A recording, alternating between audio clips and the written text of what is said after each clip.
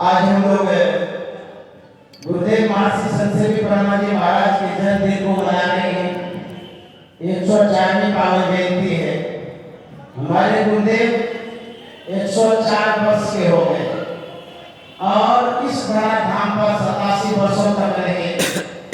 अपने गुरुदेव संत सद्गुरु महर्षि ब्रह्माजी महाराज की सेवा में 46 वर्षों तक योगदान दी। सेवा में चेहरा से हटा 46 वर्षों तक की सेवा ने 87 वर्षों तक मानव शरीर में रहे और आज 104 वर्ष की स्मृति दिवस हम लोग मना रहे हैं।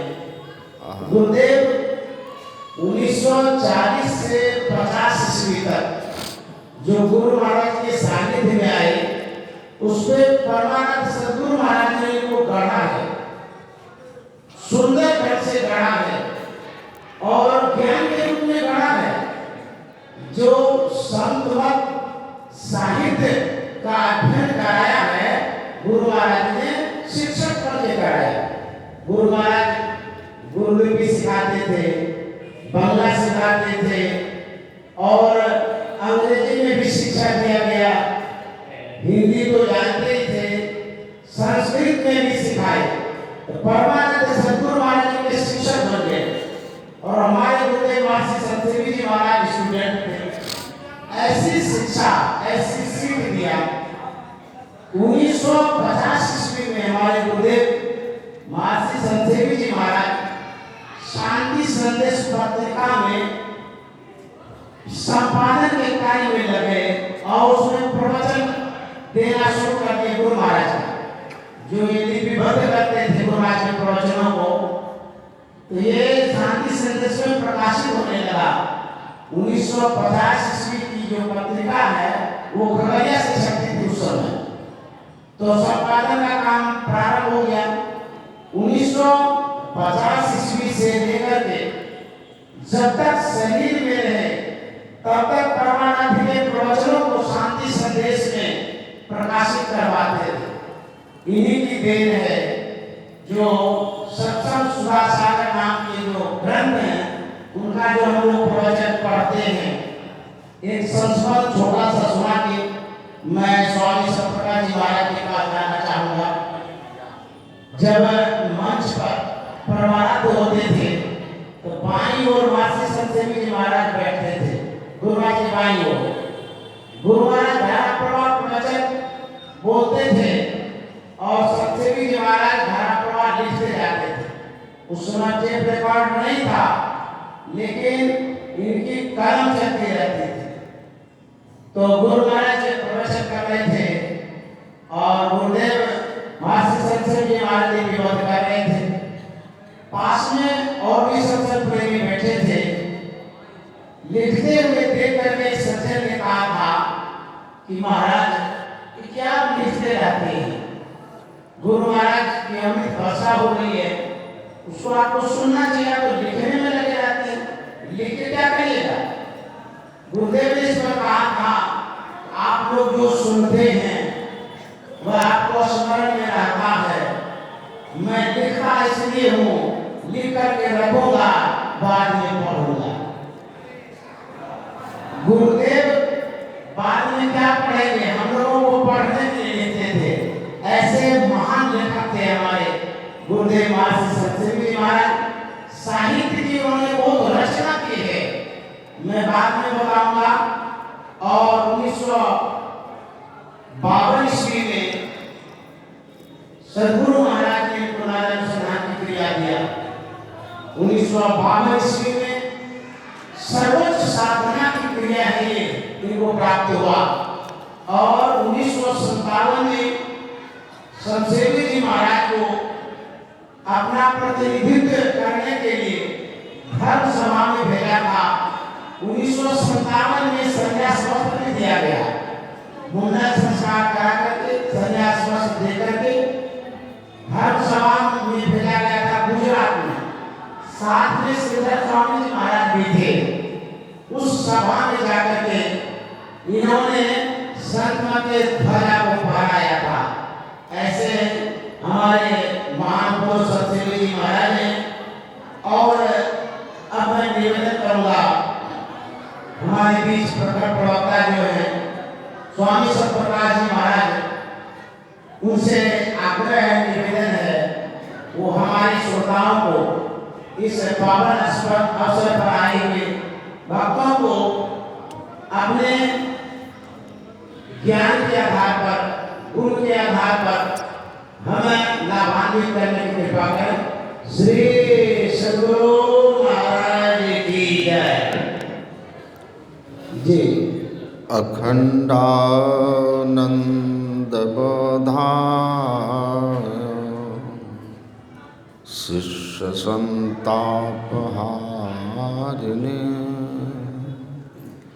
सच्चिदानंद रूपाय रामाय गुरवे नमः।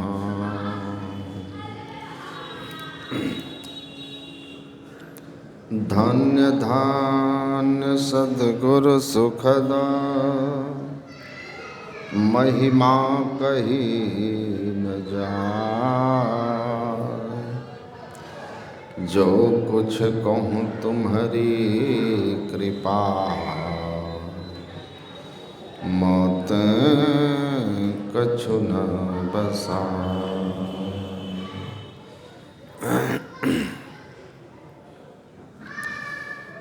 मंचासीन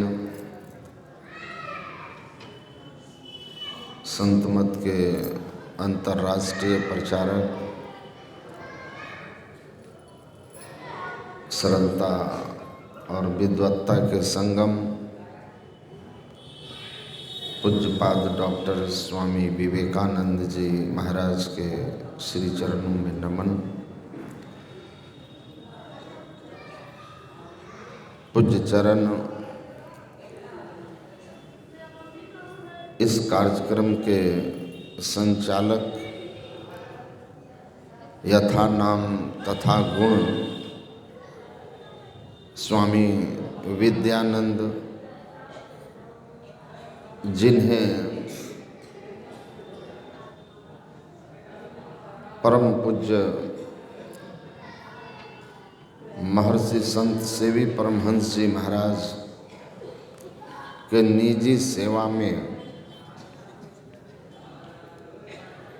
रहने का सौभाग्य मिला। वंदनीय साधु समाज, परम आदरणीय भागलपुर नगर समिति के सभी पदाधिकारी एवं सदस्यगण, सत्संग प्रेमी महानुभावों, धर्मानुरागिनी माताओं एवं धर्मशीला बहनों,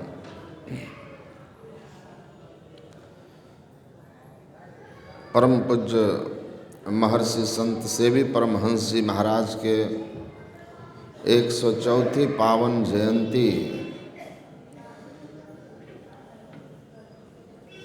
जो 20 दिसंबर को था उसी को हम लोग आज और कल यहाँ मना रहे हैं। 20 को भी मनाए और आज भी मना रहे हैं।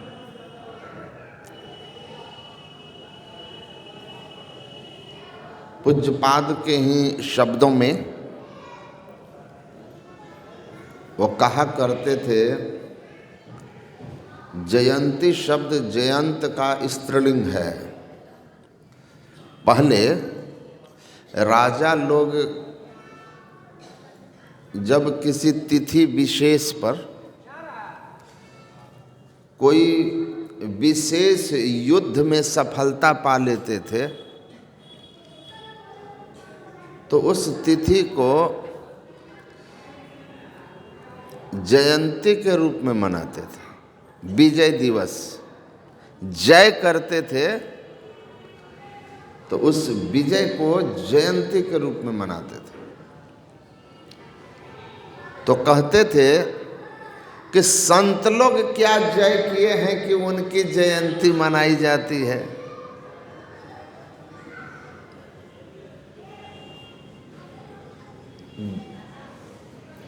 जो राजा महाराजा थे वे बाहर के शत्रु को जीतते थे, लेकिन जो संत होते हैं वे अपने अंदर के शत्रु को जीतते हैं। जिस शत्रु के रहते हम सुख शांति की कल्पना नहीं कर सकते, वे हैं षड विकार। और संत के लिए तुलसीदास क्या लिखते हैं? षड विकार जित। आवाज ठीक कीजिए। सत विकार जित अनघ अकामा। तो संत जो हैं षड विकार को जीते होते हैं, वे षड विकार के शिकार नहीं होते हैं। क्योंकि ये जो षड विकार है ना, काम क्रोध लोभ मद मोह, बड़े खतरनाक है। गोस्वामी जी ने कहा, काम बात कभ लोभ अपारा, क्रोध पित्त नित छाती जारा, प्रीति करई जो तीनों भाई, उपजई सन्निपात दुखदाई, एक व्याधि बस नर मरई, ये असाध बहु व्याधि, पीड़हि संतत जीव कहाँ, ते किमि लहहि समाध। एक एक इतने हमें परेशान करते हैं। जब ये हमारे अंदर जागते हैं, जब इनका हमारे ऊपर प्रहार होता है तो हमारा सारा व्यवहार बदल जाता है। हम तुरंत मनुष्य पशुवत हो जाते हैं। इन विकारों को जीते होते हैं, इसलिए वे महावीर होते हैं। क्योंकि ये जो विकार है ना, धर्मशास्त्र में लिखा है, एक विकार, कामेन बीजितो ब्रह्मा, कामेन बीजितो हरिः, कामेन बीजितो रुद्रः शक्रः काम निर्जितः। आत्म पुराण में लिखा है, एक काम विकार इतना सामर्थ्यवान है कि उसने ब्रह्मा को जीता, भगवान विष्णु को जीता, भगवान शंकर को जीता। आप पुराणों में पढ़ेंगे, इनकी कहानियां हैं। और इंद्रदेव जी महाराज तो बहुत बार पराजित हुए। ऐसे ऐसे विकारों को जिसने जीत लिया, वे वास्तव में जयंती मनाने के अधिकारी होते हैं और वे संत होते हैं। और ऐसे ही षट विकार जित अनघ अकामा, अचल अकिंचन शुचि सुखधामा। पूज्यपाद महर्षि संत सेवी परमहंस जी महाराज थे, जिनकी हम लोग जयंती मना रहे हैं। हमारा जो यह जीवन है, यह जीवन भगवान राम कहते हैं कि बड़भागी है। कितना बड़भागी है कि सुर दुर्लभ सब ग्रंथ गावा, देव दुर्लभ है। जिस शरीर के लिए देवता लालायित रहते हों, ऐसा दुर्लभ शरीर है। न मनुष्यात् श्रेष्ठ तरम ही किंचित, महाभारत में लिखा है। मनुष्य शरीर से श्रेष्ठ कोई शरीर नहीं है। देवताओं के शरीर से श्रेष्ठ मनुष्य का शरीर।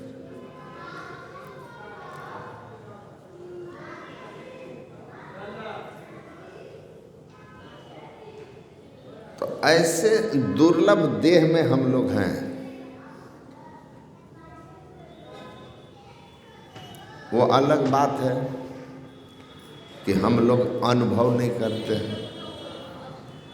हम लोग अनुभव नहीं करते हैं अभी कि हम देव दुर्लभ शरीर में हैं।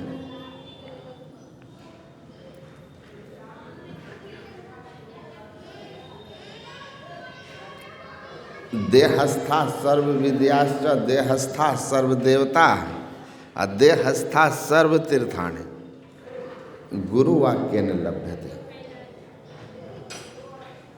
सब कुछ घर में ही बाहर नाही, अब बाहर टोले सो भरम भुलाही। कैसा दुर्लभ देह है। ब्रह्मांड लक्षणम सर्वदेह मध्य व्यवस्थितम। संपूर्ण विश्व ब्रह्मांड हमारे अंदर समाया हुआ है। समुद्र समानी बूंद समानी समुद्र में यह जाने सब कोय, और समुद्र समाना बूंद में बूझे बिरला कोय।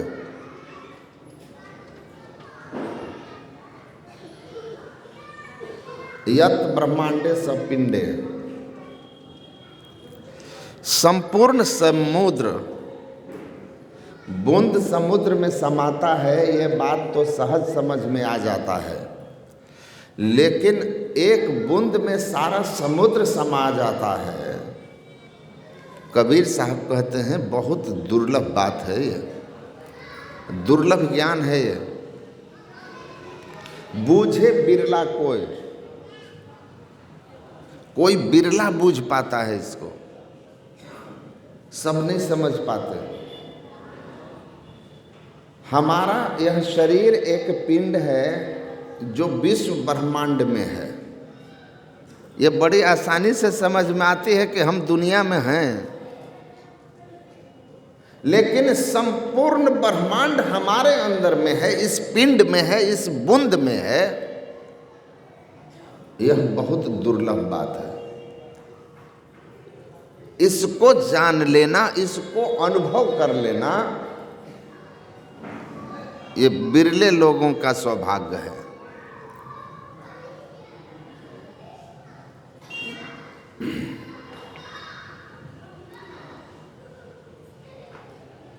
तो इसको कौन जानता है? आप लोगों को सुनकर आश्चर्य लगेगा। 6 खंड महाभारत है। शकुनी को सब परिवार धृतराष्ट्र जेल में डाल दिए थे। शकुनी भी जेल में था।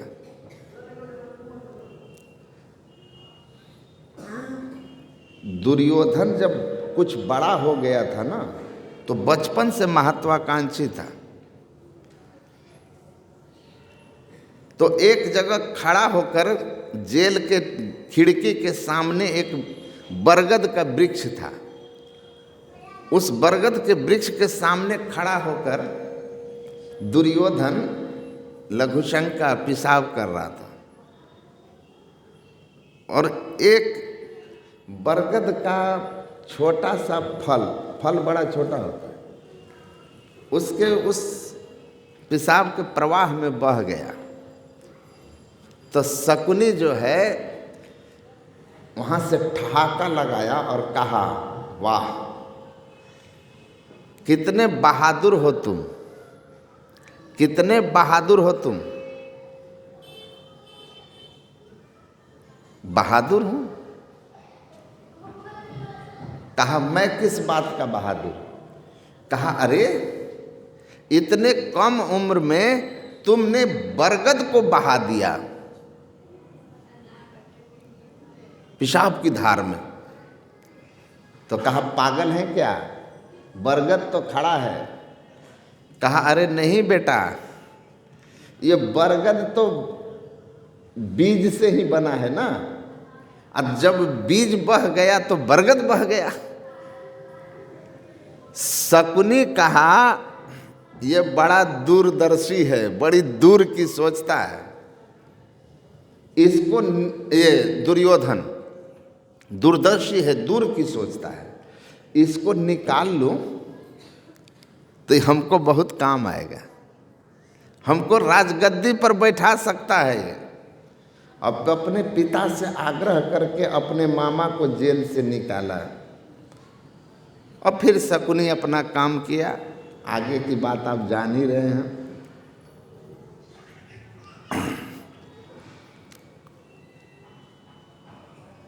हम जितने मनुष्य हैं ना, हम सबके अंदर में नारायण है,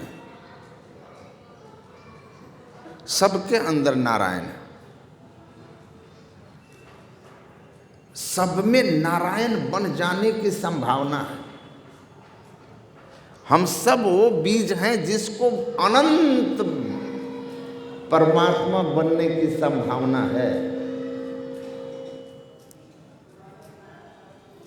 लेकिन हम अभी किस हाल में हैं, किस हाल में हैं?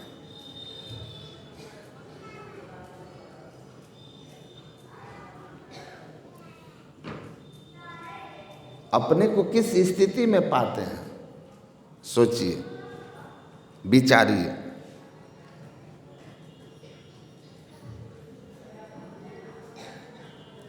कितने लाचार, बेवश, विकार से हम लोग परेशान रहते हैं।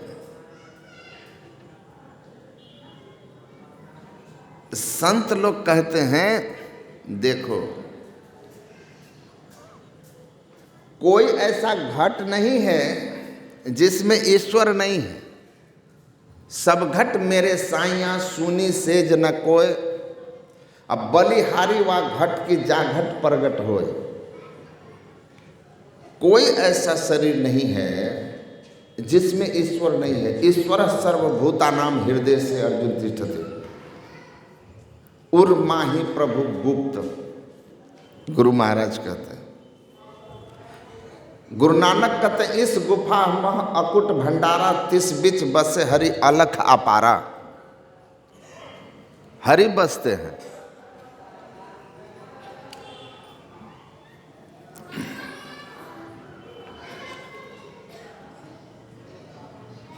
तो कबीर साहब कहते हैं कि कौन सा ऐसा शरीर है जिसमें ईश्वर नहीं है। लेकिन सब शरीर की महिमा नहीं है। बलिहारी वा घट की जाघट प्रगट होए। महिमा उस शरीर की है, उस मानव तन की है जिस मनुष्य तन में ईश्वरीय सत्ता प्रत्यक्ष हो गई हो, ईश्वर प्रकट हो गए हों, ईश्वरीय गुण आ गया हो। जो शरीर जीव से शिव की यात्रा कर ली हो, महिमा उस शरीर की है। बेंगलोर में मैं जाता हूँ, वहाँ कुछ साल पहले, बेंगलोर में कुछ साल पहले की घटना है। प्रवचन कर रहा था मैं, तो जो कराए थे सॉफ्टवेयर, उनकी छोटी सी एक कंपनी है अपनी, जो बड़ी कंपनियों से पेटी कांटेक्ट लेके काम करते हैं। पहले वे सॉफ्टवेयर के इंजीनियर थे। तो उनके घर पर सत्संग कर रहा था, तो बहुत सारे लोग आए थे, उनके मित्र लोग। तो सत्संग जब खत्म हुआ तो उनके पहले की कंपनी के एक मैनेजर थे, उन्होंने हमसे पूछा कि स्वामी जी, अहम ब्रह्मास्मि वेद का महावाक्य है, अहम ब्रह्मास्मि तत्त्वमसि प्रज्ञानम ब्रह्म, अयम आत्मा ब्रह्म। तो अहम ब्रह्मास्मि उसने कहा कि अहम ब्रह्मास्मि, ये जो वेद का महावाक्य है, डू यू एग्री? अहम ब्रह्मास्मि इज राइट? मैं ब्रह्म हूं, आप इससे सहमत हैं? तो मैंने उसको कहा कि see the same question someone asked to my Sadguru Maharshi Mehi Paramhans ji Maharaj at Jalandhar, do you agree अहम ब्रह्मास्मि? And my Gurudev replied yes 100%।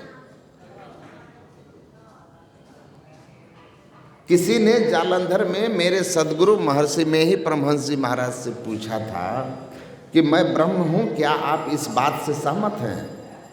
तो हमारे गुरु महाराज ने कहा था, हाँ सहमत हूँ 100%। मैं यहीं रुक गया। तो फिर उसने कहा कि अगर if we are Brahman, if you are Brahman, ब्रह्म है, ईश्वर है, then what is the need of satsang, meditation and anything else? हम जब ब्रह्म ही हैं तो सत्संग ध्यान की हमें क्या जरूरत है? तो फिर मैंने कहा किसी further my Guru Maharaj explained and told him not at present, but when the river meets to ocean, then only the water of river can proclaim I am ocean. नदी का वह जल जो जाकर समुद्र में मिल जाता है, वही जल केवल यह घोषणा कर सकता है कि मैं समुद्र हूं। आप अभी नहीं कह सकते, आप अभी मायाबद्ध हो, इनग्रॉस्ड इन माया। तो आप मायाबद्ध हैं, इसलिए मायाबद्ध जो होता है उसको जीव कहते हैं।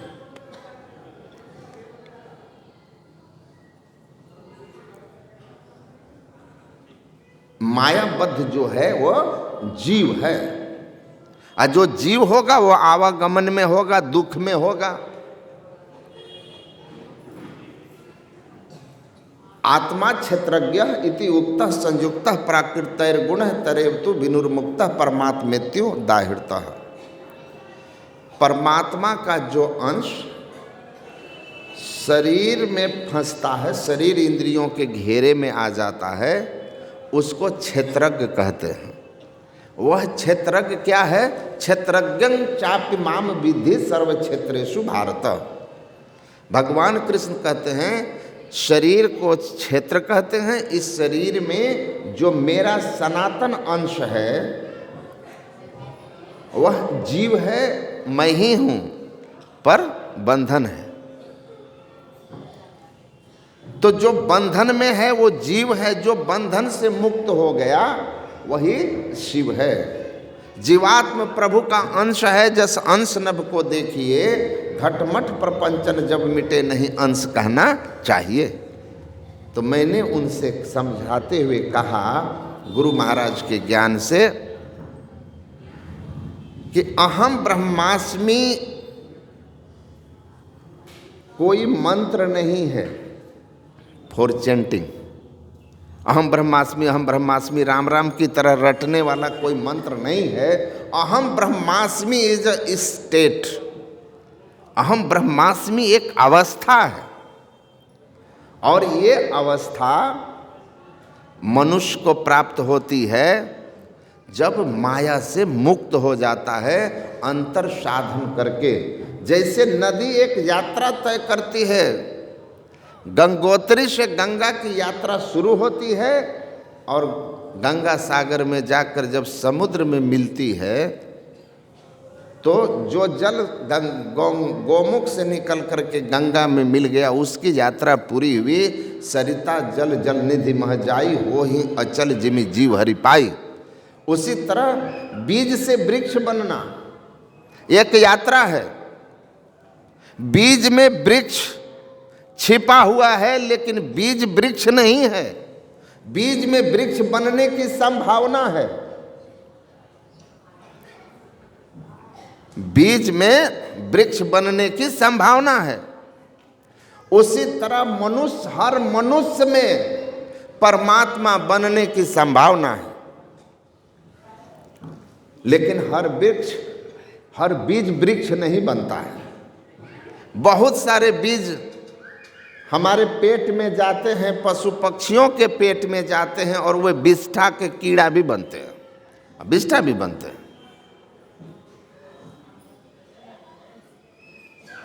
तो केवल मनुष्य में संभावना है वृक्ष बनने की, मनुष्य में संभावना है परमात्मा बन करके सो जान ही देहि जेहु जनाई, जान तुम्हें हो जाई।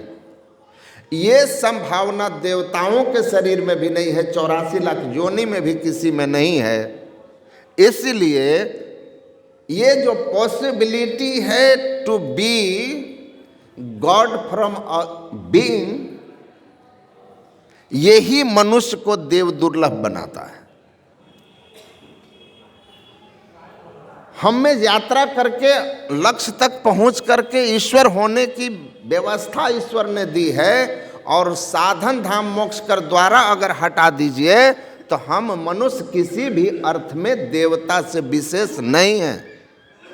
लेकिन ये जो साधन धाम मोक्ष कर द्वारा है, यही हमको मनुष्य 84 लाख योनियों में देव दुर्लभ बनाता है। और गुरु महाराज इसीलिए कहते हैं किसी भ्रम में मत रहना, किसी भ्रम में मत रहना। तुम्हारे अंदर संभावनाएं हैं, केवल नर ही तन से मुक्ति को पावहु, याते यातन दुर्लभ मुक्ति कमावहु।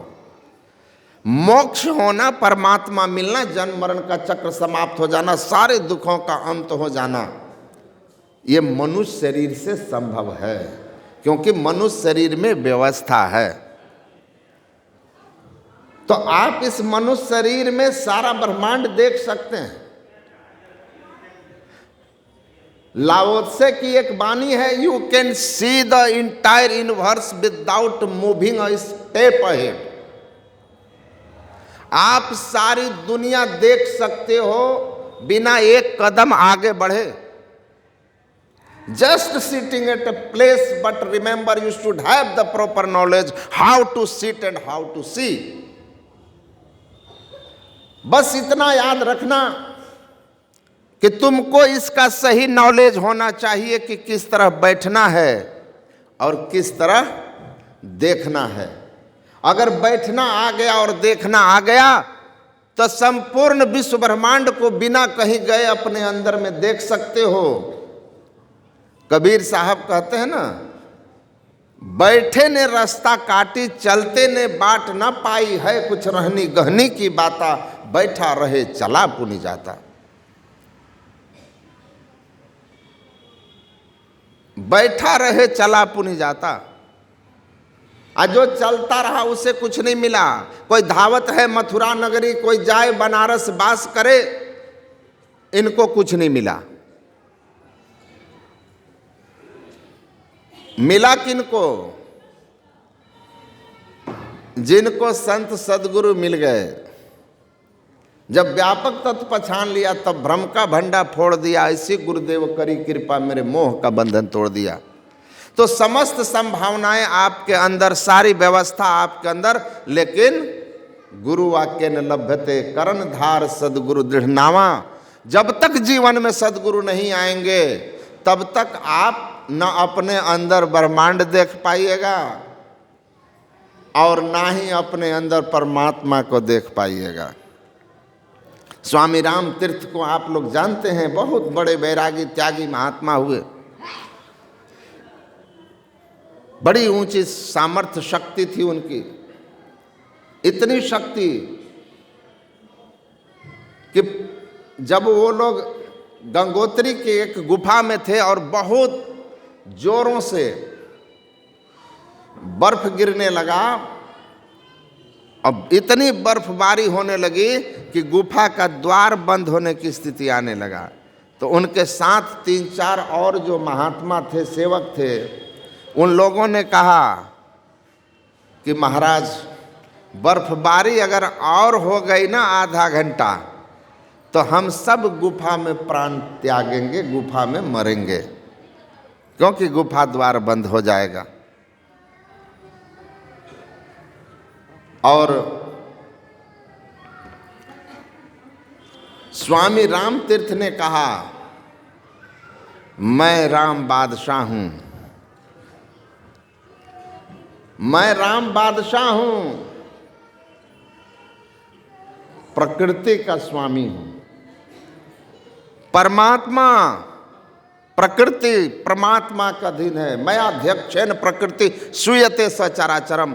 भगवान कृष्ण कहते मेरे आदेश से प्रकृति चलती है, एक महान यंत्र की नाई परिचालित होता रहता है, मैं वो परमात्मा हूं।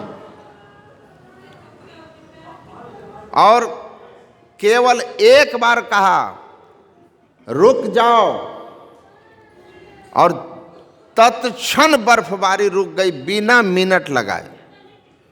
ऐसे थे वो। कहते हैं When I turned the ocean of body, a strange came into light.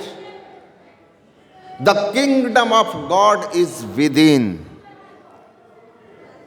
The God is within. And most strangely, there is no distinction at all. I myself is God. मैंने जब इस शरीर रूपी समुद्र का मंथन किया तो मैंने देखा कि संपूर्ण परमात्मा का साम्राज्य, संपूर्ण विश्व ब्रह्मांड अपने अंदर में है। यह तन सागर अवगाहा। डुबकी लगाई तो देखा संपूर्ण शरीर, संपूर्ण विश्व ब्रह्मांड अपने अंदर में है। परमात्मा अपने अंदर में है। और सबसे बड़ा आश्चर्य ये हुआ कि मुझ में और परमात्मा में कोई अंतर ही नहीं। आई एम गॉड, मैं ही ईश्वर हूं, मैं ईश्वर हूं। उनको जाना और ईश्वर हो गया। हम प्रभु प्रभु हम एक कहीं होई, द्वंद्व द्वैत रहे नहीं कोई। तो ये दैव दुर्लभ मनुष्य शरीर, इसको मथना आना चाहिए, इसमें डुबकी लगाना आना चाहिए। पूज्यपाद महर्षि संत सेवी परमहंस जी महाराज कहते हैं, जब हमारी दोनों आंखें बंद होती है तो हम सोते हैं, और जब खुलती है तो जागते हैं।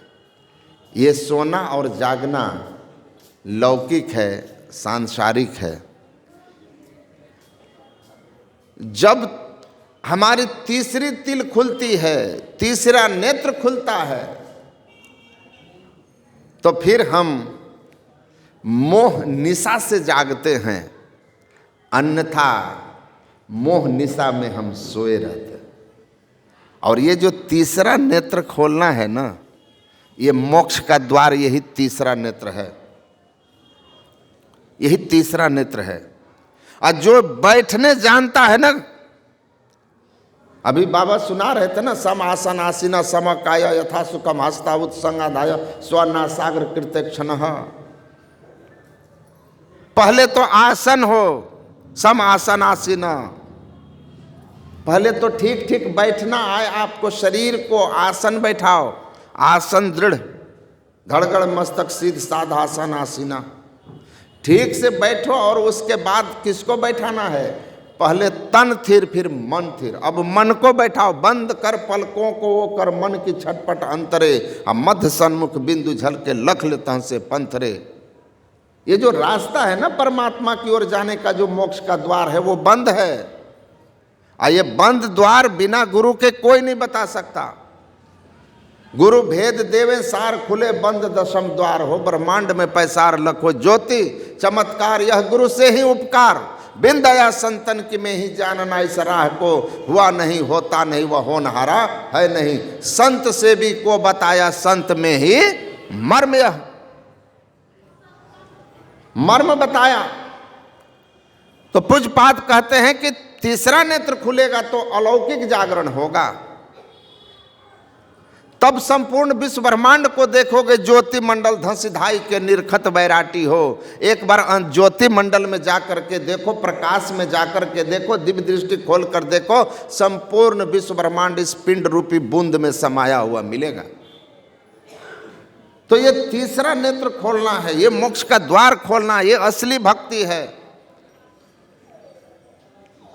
ये बंद है 10वां द्वार, ये मोक्ष का द्वार। इसी पहले शरीर को बैठाओ, फिर मन को बैठाने की युक्ति जानो। मानस जप, मानस ध्यान। और देखना कहाँ है? दो नैना बीच सन्मुख देख, एक बिंदु मिले दृष्टि दूर एक। जब ऐसा होगा तो आपकी अंतर की दृष्टि खुलेगी। अंतर दृष्टि खुलते ही आप संपूर्ण विश्व ब्रह्मांड को अपने अंदर देखने लगोगे। और अंतरनाद जब मिलेगा तो अंतरनाद के सहारे आत्मदृष्टि होगी, जड़ावरण से ऊपर होकर, तो अपना ज्ञान भी होगा, परमात्मा का ज्ञान भी होगा। और अंत में परमात्मा से हम प्रभु प्रभु हम एक ही हो जाएगा। और तब अहम ब्रह्मास्मि हो जाएगा। जाघट प्रगट होए, आपके अंदर परमात्मा प्रकट हो गए, आप परमात्मा हो जाएंगे। संत पुरुष की आरसी, सत्य पुरुष की आरसी, संतन ही की देह, लखा जो चाहे अलग को इन्हीं में लखिले। आप संत हो जाएंगे, सद्गुरु हो जाएंगे, आप सगुण साकार परमात्मा के नर रूप हरि हो जाएंगे। और ये आप बन सकते हैं, और ये देवता नहीं बन सकते हैं, वो वहाँ से पतन में आएंगे। आपको सद्गुरु मिल गए तो आप परमात्मा हो जाएंगे। और जब आप ऐसी अवस्था में चल जाएंगे तो महर्षि वैशंपायन जी महाराज ने राजा जन्मेजय को कहा था कि मनुष्य को तुम इतना कमजोर मत समझना, हर नर में नारायण होने की संभावना होती है। जो नर अपने गुरु की युक्ति से अपने अंदर के नारायणत्व को जगा लेता है, ईश्वरत्व को जगा लेता है, ईश्वरीय अवस्था को प्राप्त कर लेता है, वह देवा नाम अपि देवत्वम युक्त कार्यते वशी। हे राजा जन्मेजय, वह देवताओं के लिए भी पूज्य हो जाता है, क्योंकि वो नारायण हो गया है। उसके आगे देवी देवता अपना सिर झुकाते हैं, नतमस्तक हो जाते हैं। विश्व उपकार हित व्यग्र चित सर्वदा, त्यक्त मद मनुकृत पुनराशि, यत्र तिष्ठन्ति तत्रैव अज सर्वहरि सहित गच्छन्ति क्षीराब्दिवासी। ब्रह्मा विष्णु महेश उसके सामने नतमस्तक होते हैं, लेकिन ऐसा बनना होता है। ये यात्रा पूरी करनी होती है, और ये यात्रा पूरा कराने के लिए, इस राह को बताने के लिए गुरु चाहिए। जय कृष्णा मूर्ति कहते हैं, the path that leads to salvation is not made of any material things. वह रास्ता जो परमात्मा की ओर जाता है वो किसी भौतिक पदार्थ का बना हुआ नहीं है। आकाश मार्ग पंचभौतिक, सड़क मार्ग पंचभौतिक, जल मार्ग पंचभौतिक, और 3 ही मार्ग हैं। वो कहते हैं ये 3 में से वो नहीं है, वो भौतिक पदार्थों का बना हुआ नहीं है। जो रास्ता मोक्ष में जाता है, परम पद में जाता है, परमात्मा में जाता है। तो जीव यात्रा कैसे करे? थे अंध बने फिरते बाहर, अंतरपथ भेद न थे जाहिर। तो ये रास्ता बाहर में है नहीं, इसलिए पंच भौतिक नहीं है। और आप इस धरती पर आए हैं उसी यात्रा को पूरा करने के लिए, उसी रास्ते पर चल करके उसी परम पद में जाने के लिए। तो कैसे जाएंगे? तो गुरु महाराज कहते हैं ज्योतिनाद का मार्ग बना है, धरा जाए तिल से, लो धर जतन करो दिल से। वो रास्ता अंतर ज्योति और अंतरनाद का बना हुआ है, जो तिल से, तीसरे तिल से, बिंदु से पकड़ा जाता है। इसलिए लो धर जतन करो दिल से जतन कीजिए, प्रयत्न कीजिए।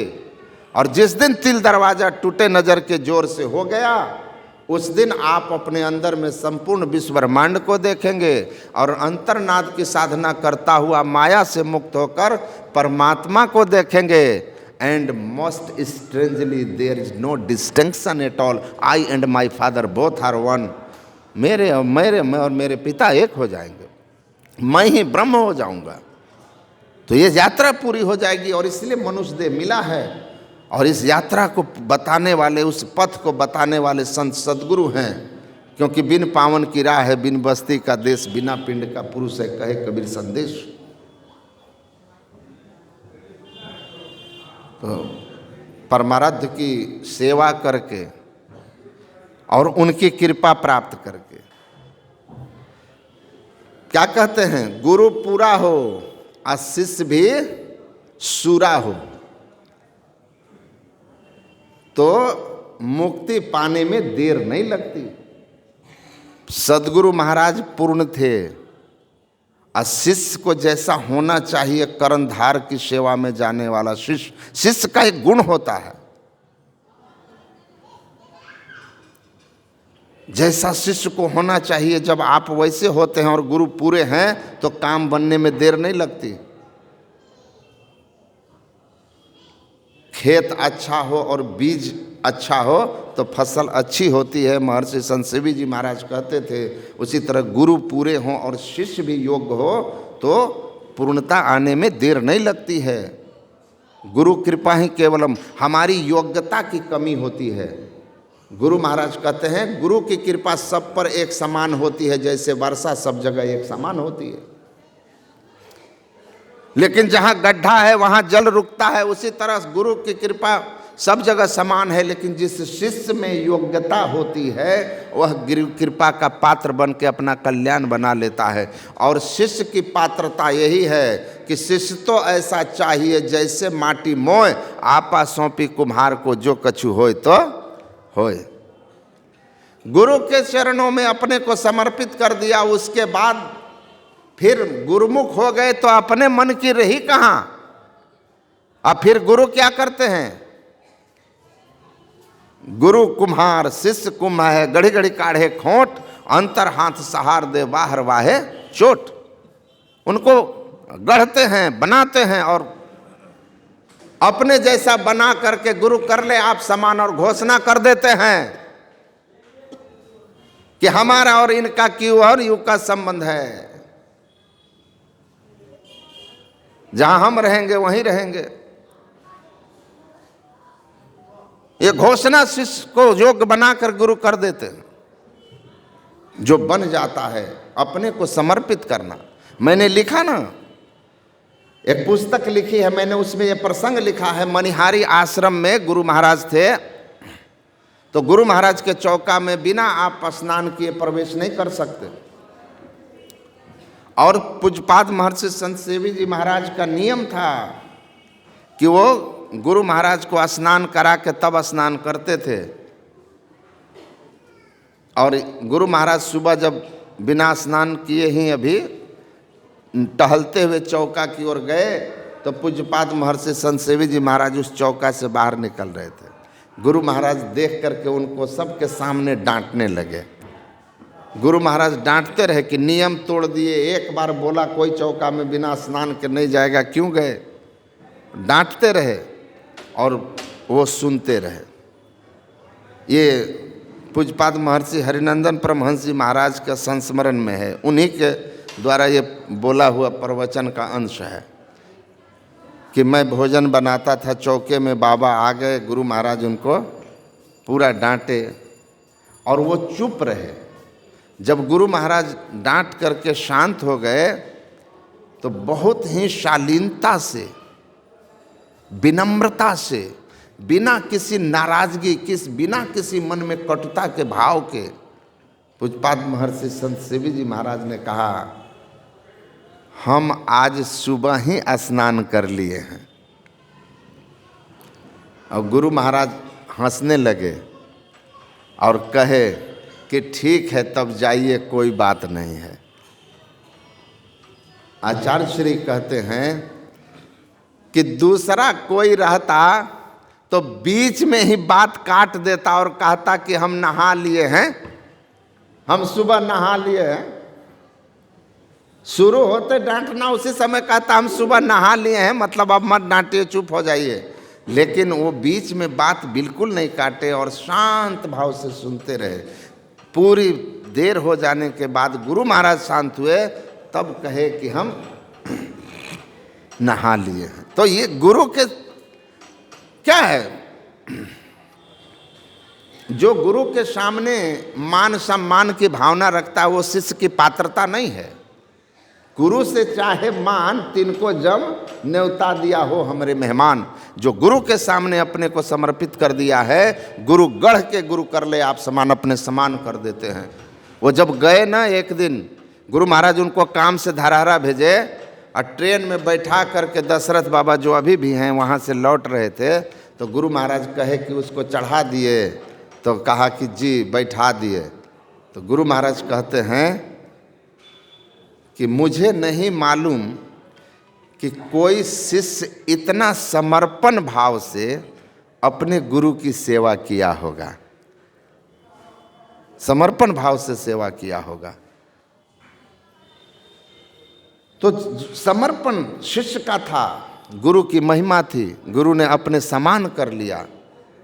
हमें भी उस तरह का समर्पण आ गई तो पात्रता आ जाएगी।